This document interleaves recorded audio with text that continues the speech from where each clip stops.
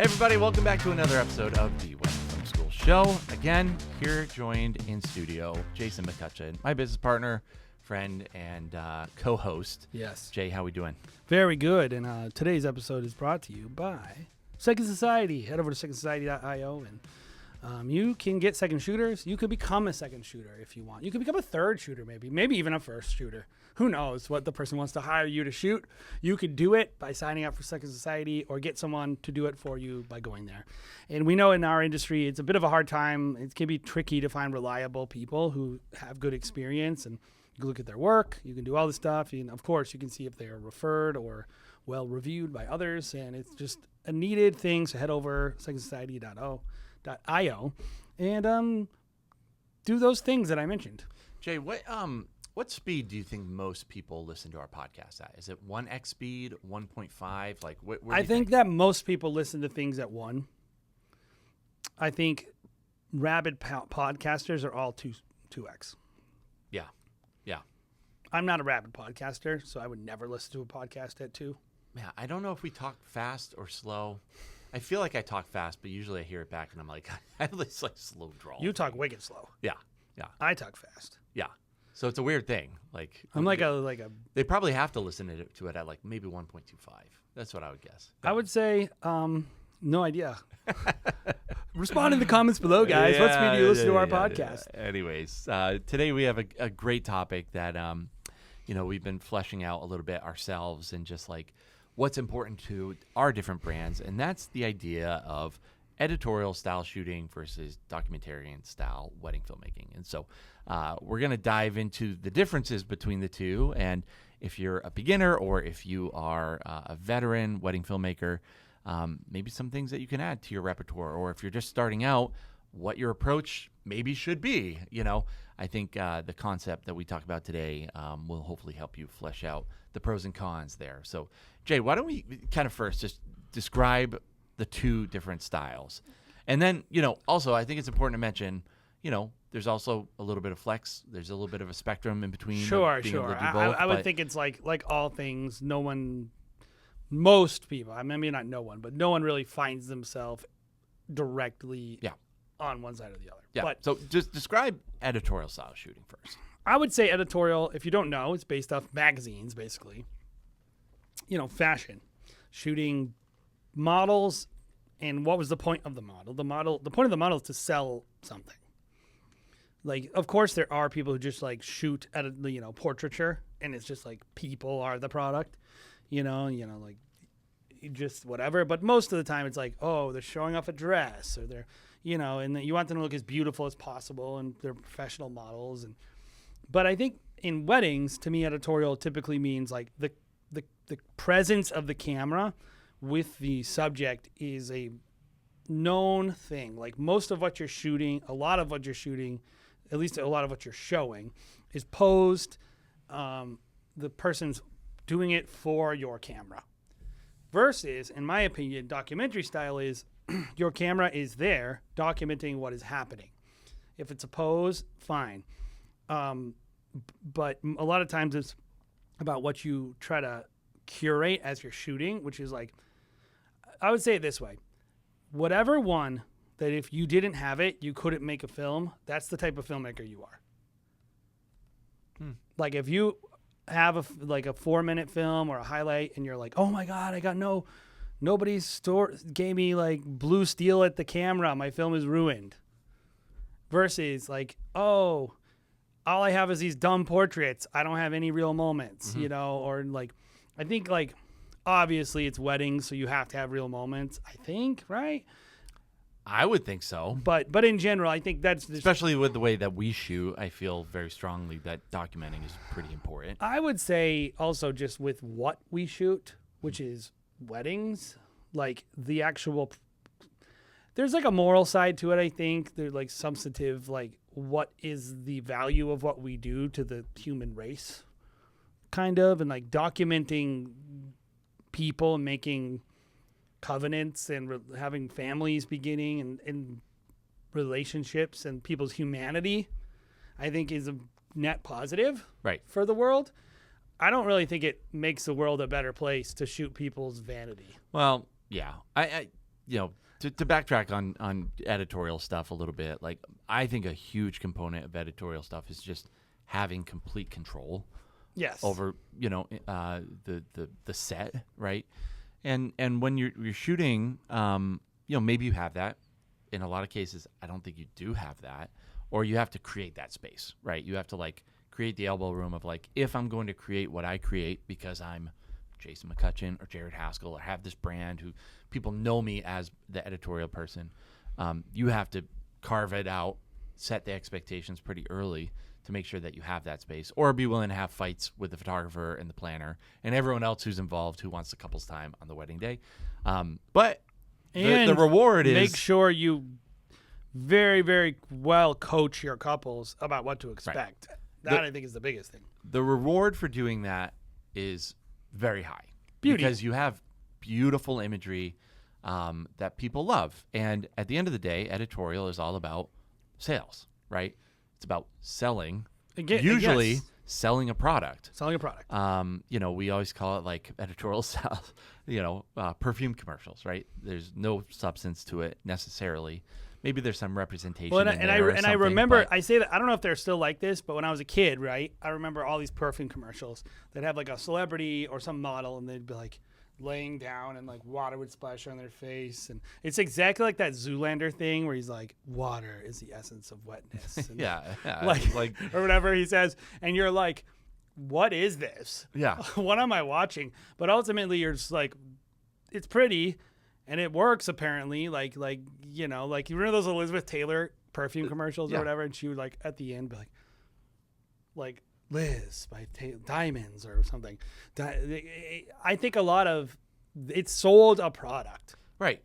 And in a lot of cases, even those like the weirdness of it, a lot of times it's representative of a concept or an idea. Yeah, it's supposed to be like luxury or beauty or elegance or whatever it is. To me, it's like, well, what would you rather have? Would you rather have the representation, which is just eye candy and this thing? That's I guess artistic. It's maybe. An abstraction. Abstraction. It's like, is a wedding an abstraction or a concrete? Well, no. Would you rather have that? Yes. Or would you rather have a real, authentic, organic moment that matters? Like, and a lot of it comes down to like what I think the clientele wants, because you have a lot of people who want something that has literally zero substance, but maybe is like artistic and beautiful. Even if it has substance, but even if it's like maybe they're really artsy and they're like, we want our wedding to feel like water. Yeah. And so they're like, we want to like lay in, sure. like they're just and that's like, what feels good to them. Yeah. Sure. It's like they don't want the concreteness of the day. They want an abstract concept of the day. There's also the vanity side. There's a big LA, like, like we got to, it's so funny when I hear, and I don't care if you want to get it published in Vogue, like, or Brides or wherever, like it's important to us too. So we like it. We're all for it. You want to let's submit to Vogue. All of our couples, you want to, let's inundate Vogue with our submissions. Yeah. But when somebody's like, the most exciting thing about their wedding is we're submitting this to Vogue. Right. That's a type of person. It's a type of person, and there's an audience for it. Like I'll say it. Like Vogue will most likely want to publish that, because what do they care about how couples actually feel about each other and real love and whatever? Vogue is all about selling magazines, guys. Like that's what they care dresses. about.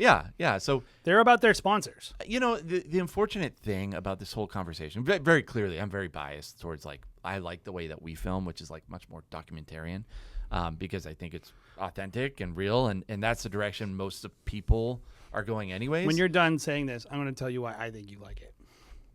Okay.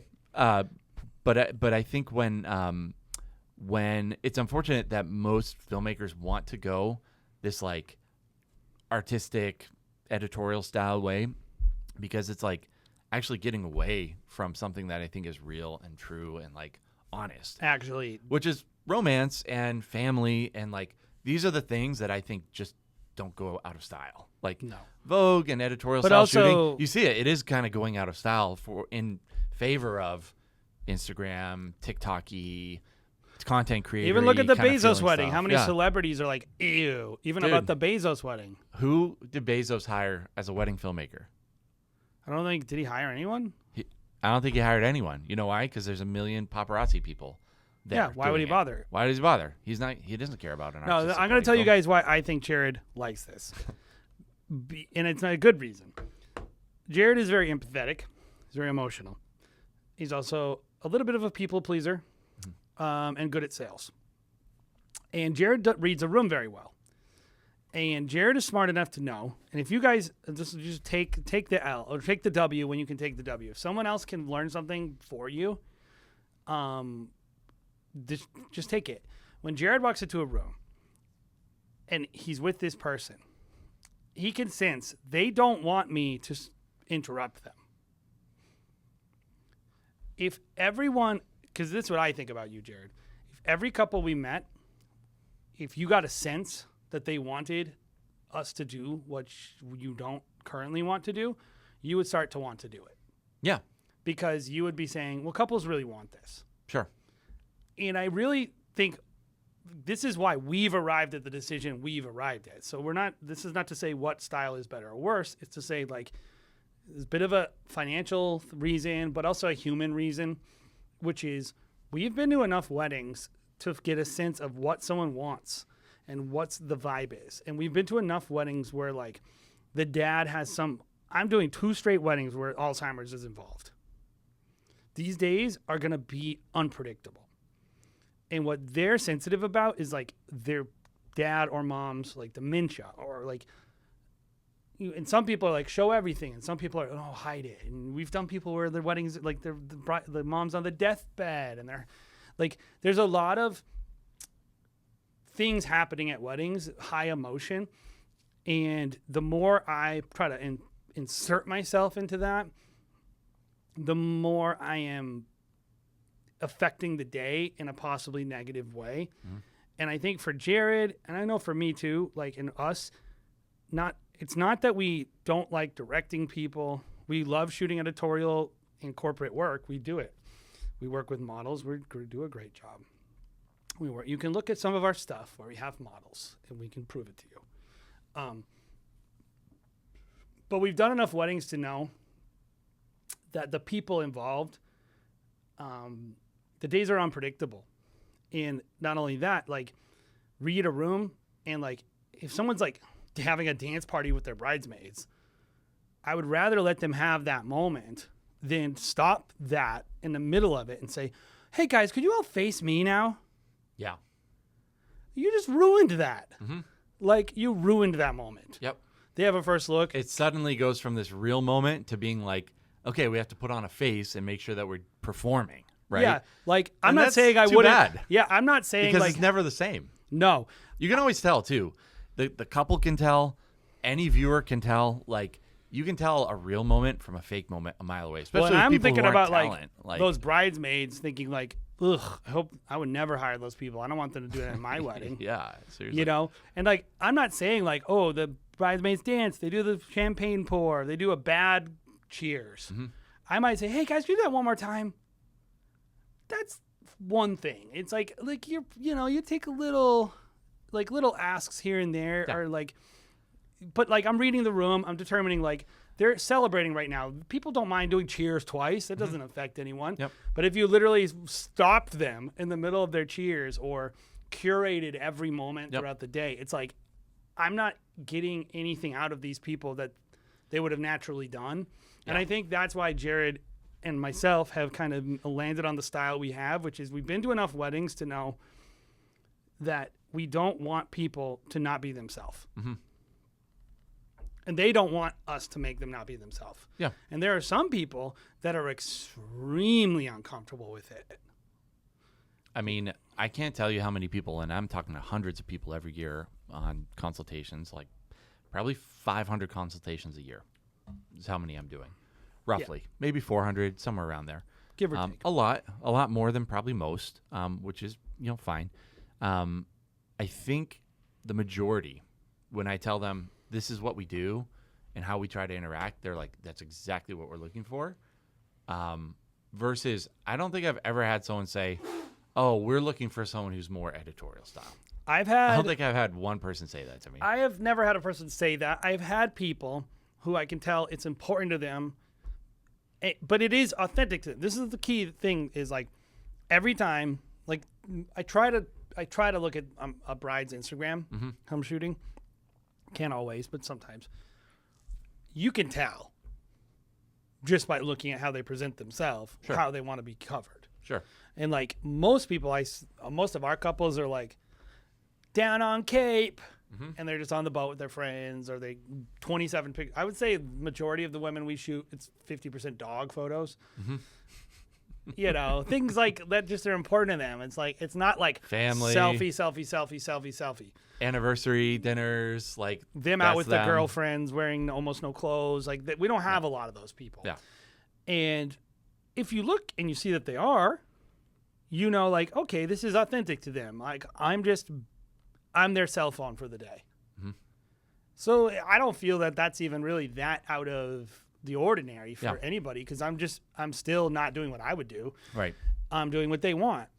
And I think like that's really our kind of whole philosophy is like whatever, we're just mirroring the energy of our couples. Yeah. And I do think there's the two different aspects. There's the shooting side.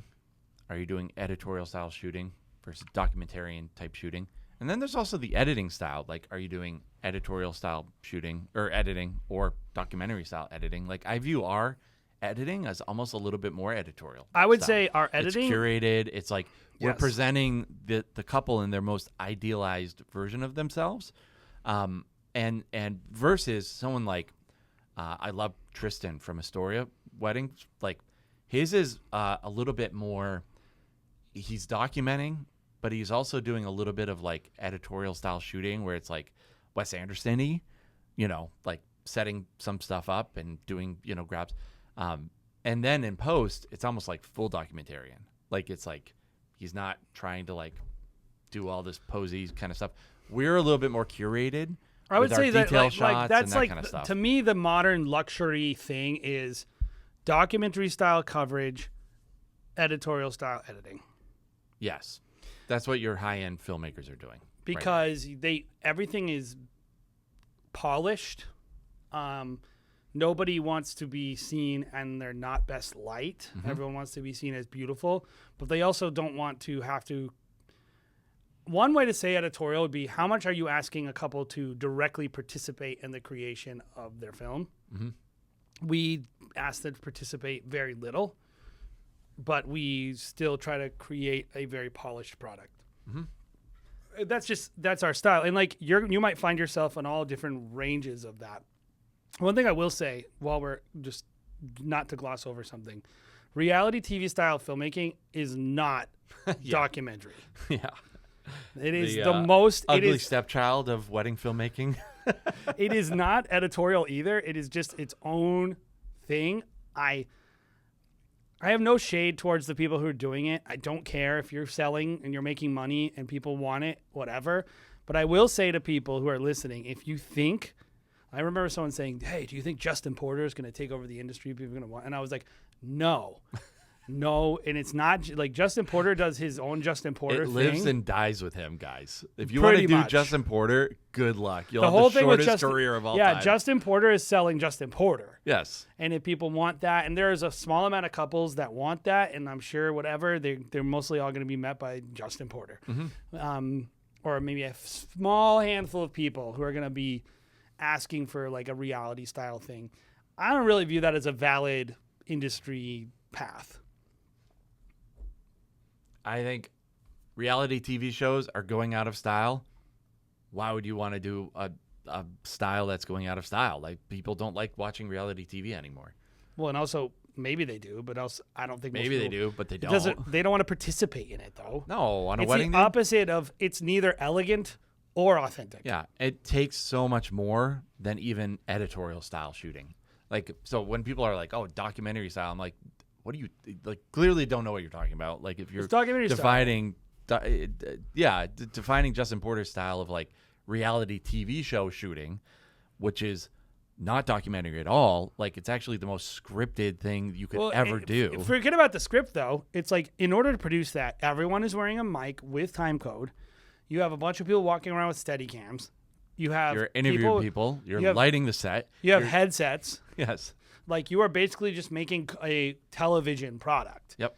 And I don't think I don't think it's beautiful, so I don't think girls are going to want it. And I don't think it's authentic, so I don't think people are going to want it. So I just think like, and it's not, again, I'm not trying to throw shade at someone. I'm just saying like, if you're listening to this and you're like thinking that that's what we mean. Yeah, no. We don't mean that. No. We don't like, I don't think you should try to do that. If you already are doing it and you're making money, then keep doing that. But I will say, when it goes out of style, you might be in trouble. And I think our it's style, also not luxury. It's not luxury. So if you're going to try to make more money doing it, like it's going to cap you. It requires a lot of money because it requires a lot of gear. It requires a lot of crew. So it takes a lot of money to produce up front, right? The people who want that are not Jeff Bezos. They're not, and then just downward. They're not even bankers or like. Imagine showing up to do that product with a high-end planner. They're going to laugh at you. No, they're going to be pissed. They're going to be ticked at you. You're never going to get hired again. They're going to talk so much shit about you.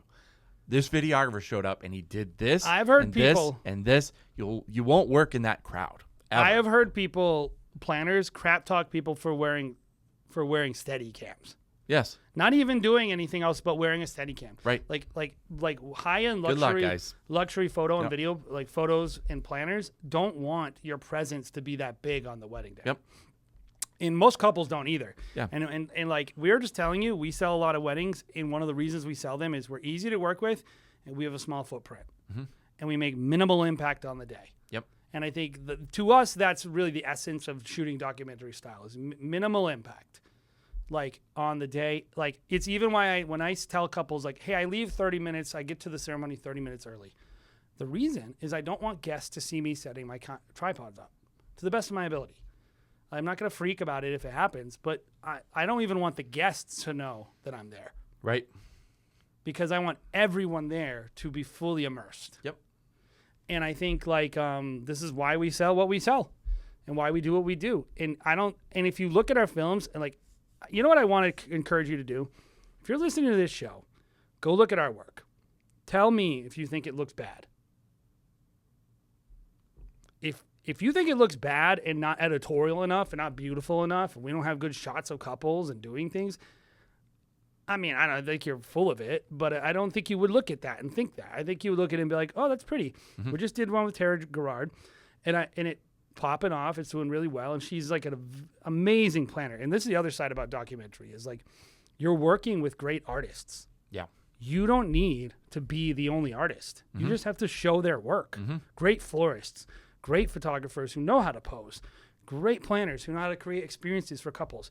I don't need to do anything. Mm-hmm. I just point. I just got to be on time with the schedule. And we go there, we shoot. And I looked at the reel and I was like, it's this beautiful private estate wedding. It's gorgeous, Jared. I mean, you saw it. And I was like looking at the shots of the couple. Not a single one of them, I think, was posed. Not a single one was during a quote-unquote portrait session. I think 2 of them were. But not really.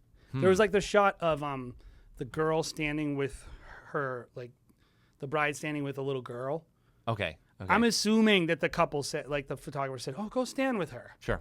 But we didn't pose it. Yeah. We didn't. We just kind of shot it in an editorial way. But then also, when people think of portraits, they think of the couple together kissing or doing some kind of nuzzling or something. Like to me, portraits just mean a photo that was directed. That shot with a little girl who's probably, very close to the bride, like that's a meaningful shot in that it's including a family member. Like there's more meaning to it than just a simple like couples together. But like I can think of 3 moments where people have mentioned a bride doing something.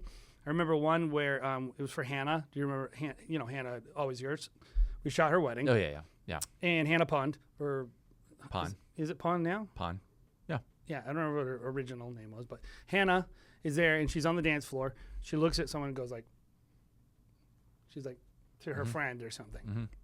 We put that in there over a part in the song where they said something about like heart. And I was like, oh yeah, let's do that. She says heart. Another one, we were shooting, who was it? Was it Meredith? Was her name? The one we did with the conservatory tent. Okay. And she's standing there and they were like posed and the bride was uncomfortable. So she goes like, and makes like a goofy face. Yep. And like the bride and the groom's like laughing, like, you silly, like this is funny. And even in the one we just did, we're driving and the bride is in the car and you could tell she looked around her shoulder and winks Yeah. at someone else. These are not things we directed. No. They're people just being themselves. Yep. And they're high impact. Yeah. Yeah. Because of the authenticity of them, right? It's like that is them through and through being themselves. Oh yeah, which Hannah. is like That's so Hannah's much personality. More, like so right much there. more powerful, dude, than like anything that I could tell a model to do, especially telling just a normal couple to do. Like them being themselves is what it's all about. And you know, I always say to the team and to our clientele, I'm like, we are trying to be good listeners with our camera lenses. Like we are listening, we're shooting, Yes. relentlessly, maybe more than most even. Like we're just covering like people talking. So when those moments do happen, hey, we have it on camera. Like I'm not just shooting when I have a stage shot set up. Like I'm looking around for moments. I'm trying to just blend into the background. I'm seeing two random people that look strange kind of talking to each other from different sides of the family, because that's going to be interesting to a couple. Like, oh, Uncle Jerry is talking to like Aunt Faye on the other side. They're wackos. Like that is fun. Like that is cool to see them talking. I was together. at a wedding, the one I shot last week, and I was just standing around, you know, because it's like, you know, you do this. Don't get me wrong. Like there are things we shoot where you're like, you just have to shoot them, and like, you know, they're not super real or authentic, but you never know. Something cool could happen, so you're shooting. So, you know, they did the dance, and then they took like that break after like the opening dance floor session that some weddings do. And they're still playing like slow music. You know that part in weddings where like they start playing slow music and some people like right before the salads come out and a couple old people go on the dance floor and dance. Yep. And, you know, so I shot a little bit of that, but it's usually kind of like bad looking and nothing that great. But then I walked to the edge of the tent and I looked outside. And this is what I'll tell everybody. Like, be a looker. Like, never look, and don't keep your eyes where everyone else's cameras are. Yep. Look around the room, what people aren't shooting. And It's not just the action, it's the reaction. And I remember looking outside the tent, and I saw a couple standing outside of the tent with a beautiful background, by the way, so that's nice, in natural light, so that's nice. All these things. The sun had just come out for the first time of the day, so that's nice. And they were dancing, an old couple dancing outside of the tent by themselves because they didn't want to be in the hot tent or something like that. And the old married couple dancing outside the tent. And you know, I'm not saying it's this great shot or whatever, but I'm saying like, I think this is just my values. Yeah. And to translate it over to like photography, right? I think the best wedding photographers out there that have stood the test of time, John Dolan is one of them. They're lookers. They just look for the moments. Like you look at their portfolio and it's all moments like that. Jose shoots a lot more like that than people realize too. Yeah, he does. He does. He really, especially his style has evolved. He developed a name for himself as being like, the film guy, but it was like posy kind of stuff. But if you read his book, which I did early on, it's all about getting people to interact with each other in a natural way. Like, and he does more and more of that now. Well, and he just, wouldn't like, be working luxury weddings if he didn't shoot like that. That's my opinion. If he needed control, he wouldn't be working the weddings he is. And I just want to. There's a level of control I think he has, but it's not as much as people think. I think it's probably some weddings, none, and he's probably fine with that. I can tell you this. Just I don't know him super well, but the couple times I've met Jose Villa, he's very gracious. I cannot imagine Jose Villa. Actually, and I've heard him speaking like a little while ago, and he was pretty obvious. He was actually really overt to say this, which is if a couple is not interested in these things, he just doesn't do it. Right. Like he is taking his, like if you're shooting a celebrity and they don't just want, they need certain poses for publishing. So I think a lot of people misunderstand that. Look at celebrity weddings and they're like, oh, that's what these celebrities want and everyone would want. But the celebrity's like, man, we got to do this crap because I got to get something to Vogue. Yep. Your couples are not getting, it's not a product. Right. The wedding is not a product. It's just a wedding. And I don't think Jose Villa would force a couple to do something or a bride to do something so that he could be like, well, how am I supposed to deliver a collection then? And that's kind of what you hear. And I would just, right. Yeah. I would say this to people. First of all, it sounds like we're really down on like editorial style shooting. You're right. You're right. We are down on it. I'm not down on it. I wish I could. I wish I could bring lights. I wish I could do all these things. Sure. I would enjoy it a lot. You wish you could have complete control over the day and everyone would just have to bow to your wishes? Sure. That's crazy. Sure.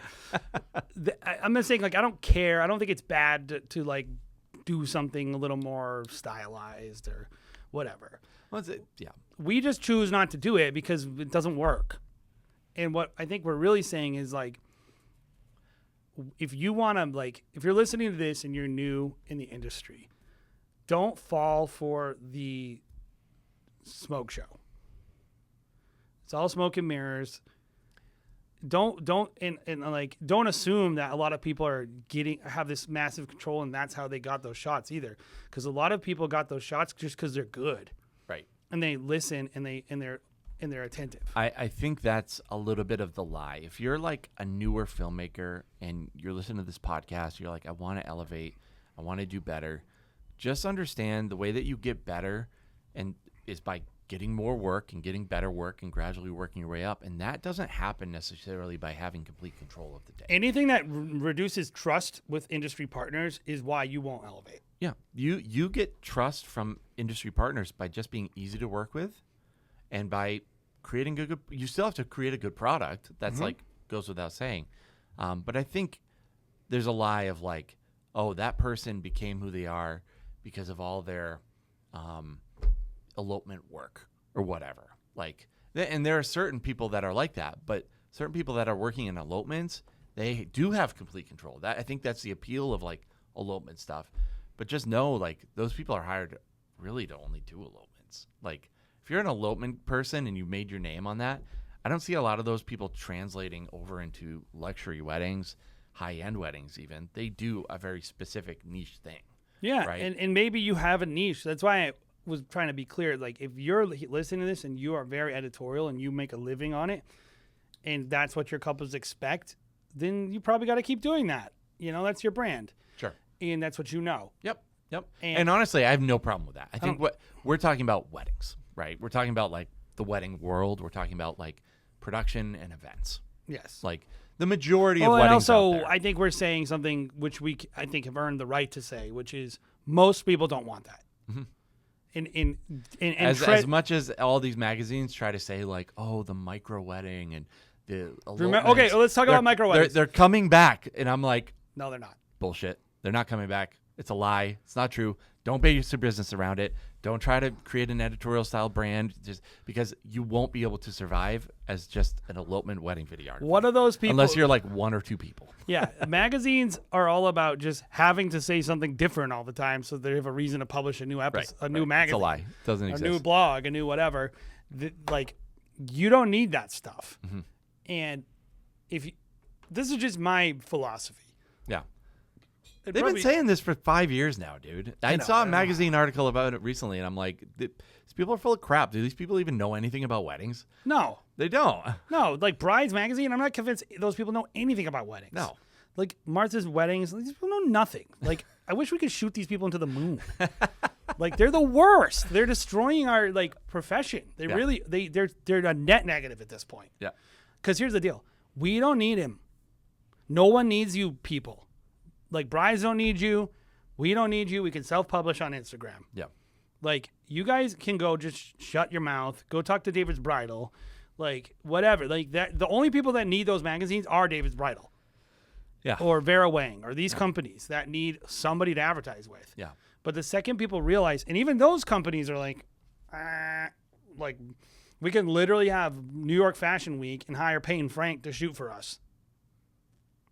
And then she'll make a piece for our dress company, and that will do just as well, and actually produce a direct connection to the consumer. I think there is an issue with not having a tastemaker in our industry, and that's kind of unfortunate because the magazines used to like kind of create homogeny. We all kind of knew what to expect, but that's a whole other topic. But in terms of like what couples want is really what I'm saying in terms of what a wedding was like or what a trend is like. I know more than them. Couples will always value having their family there, not just immediate family, extended family. And until you get people to not care about that, you're not going to get the micro wedding to take off. Sorry, guys. Like, it's not going to happen. Yeah, it's like, oh, we're going to have a micro wedding where we don't include our grandma. Yeah. What are you talking about? Like think about that micro wedding in the middle of Iceland with and they happen. They right? do happen. They do happen, but it's not going to have mass appeal. No. Like the majority of people in their heads think they might want a micro wedding because they're like, less money, I can hire a better filmmaker, better photographer, more floral budget, whatever. And it's more like a vacation that I get married on. Then realistically, they go, well, that would mean I can't invite all these people I love. I'll have a bad reputation in my family. It's just not worth it to them. These two weddings, not last week, but the week before, and this one I'm doing this week, could not do it because both their parents have dementia. Mm-hmm. This is what makes these weddings worth covering, guys, is when this person gives this footage, and the dad had a good night the night before and a really bad day the wedding day because it was too hot. Mm-hmm. And he walked her down the aisle in the rehearsal dinner, and he couldn't do it on the wedding day. Mm-hmm. Rehearsal dinner, he's like on stage singing happy birthday. Mm-hmm. Next day, he's sitting on the ground. He's incoherent. Mm-hmm. That is what will make that film valuable. Mm-hmm. Those people are always going to want to buy that, and they're always going to watch it. And there's millions of people like that, with family members like that, with situations like that. That is what, this isn't just about human. It is moral. It is good. It is all that stuff. But it's also financial. And if you are trying to have a career in this and you don't understand that what your job is and what people are paying for is to preserve their family memories, and you think it's because it's like they want to participate in your perfume commercial, they don't.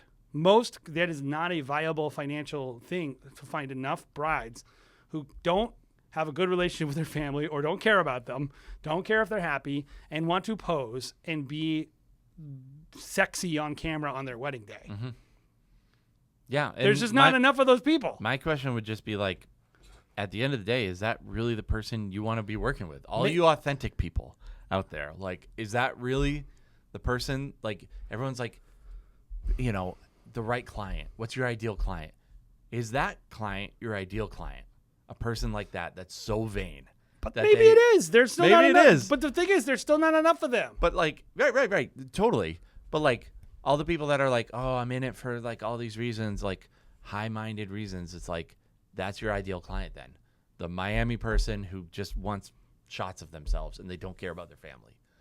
Like, that's a weird person. I have no interest in working with that person at the end of the day. Sure, but maybe if you do, but you're still going to have to suck it up from time to time and just shoot a family. That's what I'm saying. Is learn to make a product that actually can be made at every wedding. Yep. Like, and like, or you're going to be keep competing with like 10 filmmakers for every job. Mm-hmm. And some of them are better than you. Yep. And it's like, our podcast is about helping the industry become mature and grow up a little bit, and helping a bunch of people actually have businesses that make sense, and helping us beat bottom feeder big companies that suck, that I wish would just be destroyed. Yep. And the people I want to destroy them are you people listening.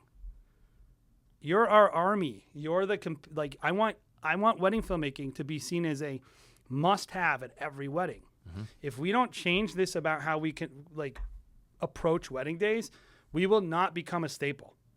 Because we're essentially saying like if 50% of the work, and it starts with like the people you look up to. If you don't look up to professionals who are covering weddings like in a way that families want them to be covered and reward that kind of coverage, and we only look up to people, and I don't have a problem with because I think they're very clear. This is our niche, Fire and Ice. Fire and Ice has a niche. They do a very specific thing. But they're like posing people in these very unnatural poses, making the couples all do dances. They're large. They have the whole wedding party involved. They're lighting them. The whole thing is like a living portrait, essentially. And it's this big thing. That's cool. Just know they've already got that market. The market doesn't need more Fire and Ice. It needs more people who just know how to show up at any wedding and make something beautiful. Mm-hmm. That's the problem. Mm-hmm. It's like, we don't need more niche people. We need more good people. Yep. Yeah.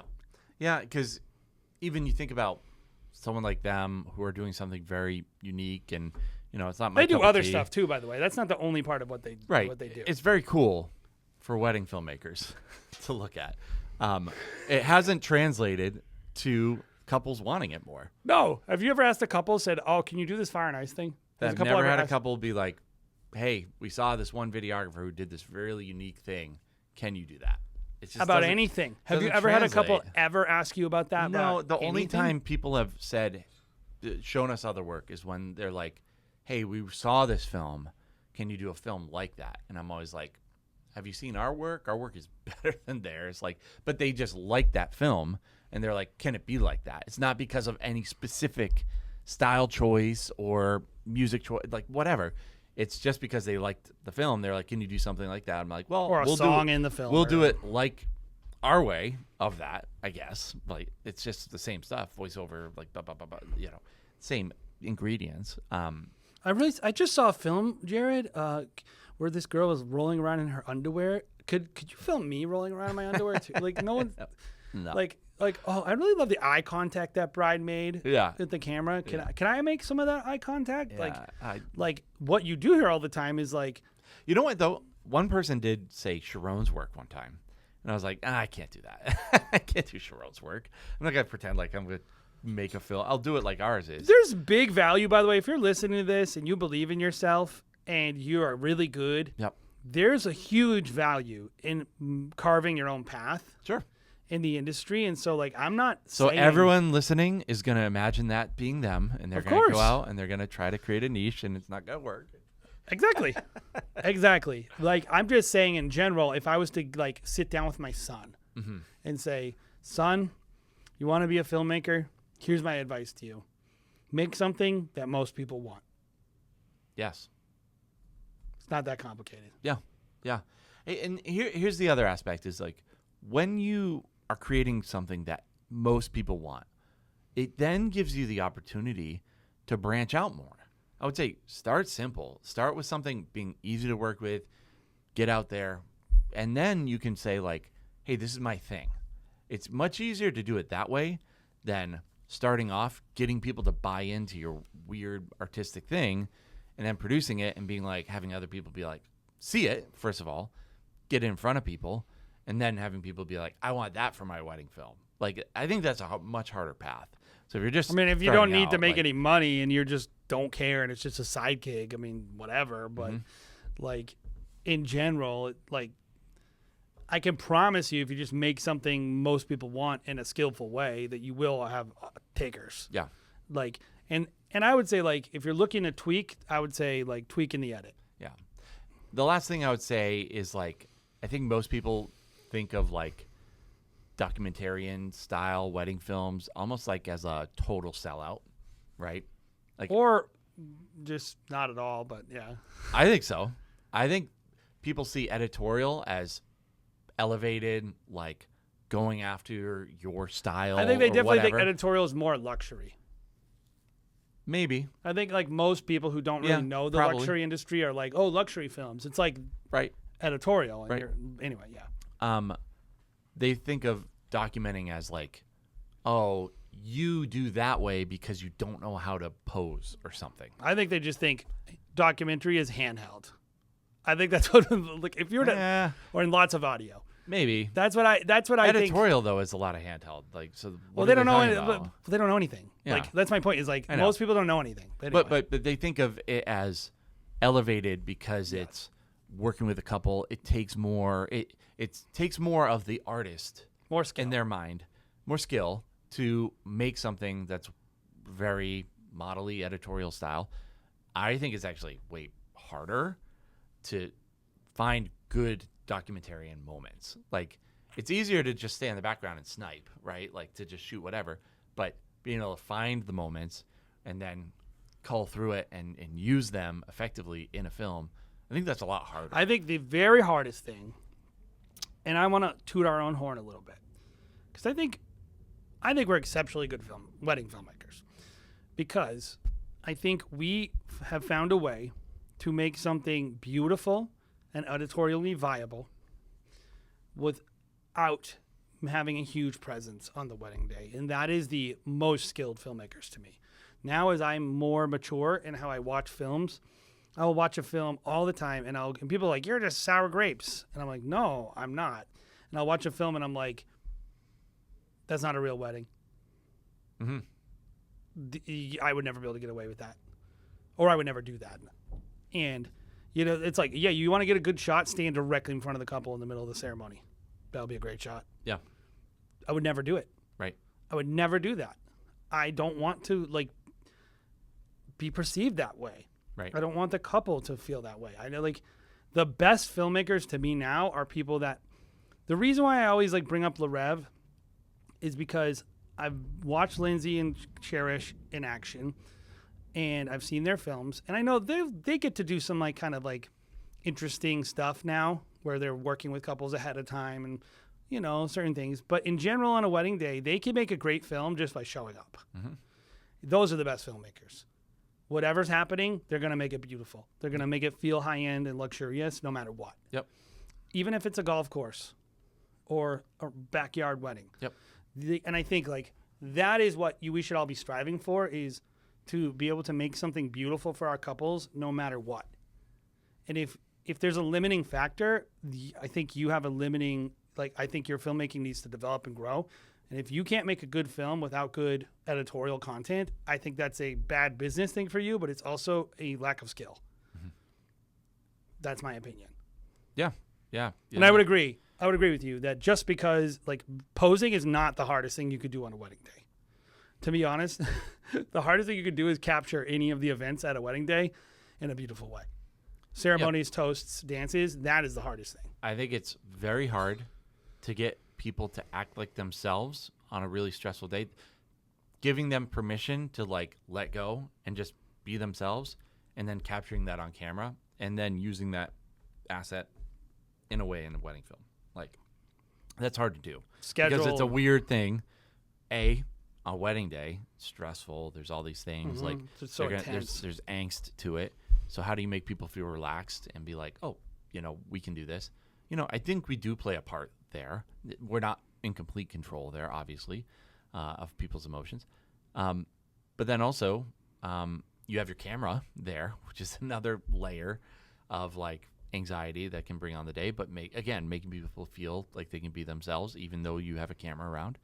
And then just recording enough and being able to have this peripheral vision to be able to see all these things that are happening around you and nail the moment when it actually happens.